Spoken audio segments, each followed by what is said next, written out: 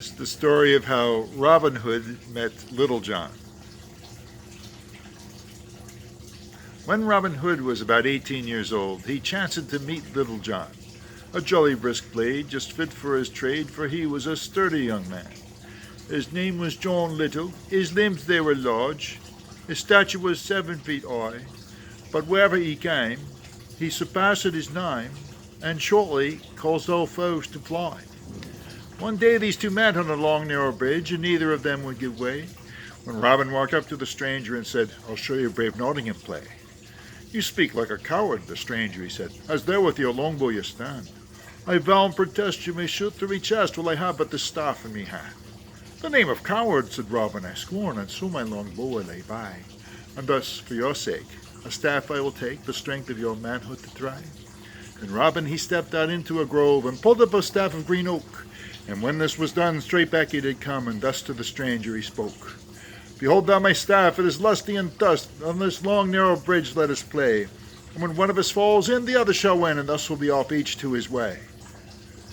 Robin gave the stranger a crack on the crown, and caused the blood to appear, and thus so enraged they more closely engaged, and laid on the blows most severe. The stranger gave Robin a crack on his crown, that was a most terrible stroke, and the very next blow laid Robin below, and tumbled him into the brook. "Ha! Well you knowed," the stranger he cried, and with a hearty laugh in reply, "Oh, faith in the flood," quoth bold Robin Hood, and floating away on the tide. Then Robin he waded out of the deep, and pulled himself up by a thorn, and just at the last he blew a loud blast, right merrily in his good bugle horn. The hills they did echo, the valley did ring, and caused his merry men to appear, all clad in green, most fair to be seen, and straight up to their chieftain they stare. "What aileth thee, Rob?" quoth Allan a Dale, "you seem to be wet to the skin." "No matter," quoth he, "this villain you see in fighting hath tumbled me in. We pluck out his eyes, and dunk him likewise." Then seized the stranger right there. "Nay, let him go free," quoth bold Robin Hood, "for he's a brave fellow. Forbear!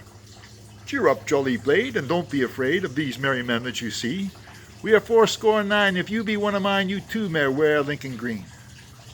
A pair of fat deer was quickly got in, good ale and fruit of the vine. There was such a great feast for all in the green wood, where this jolly babe was baptized.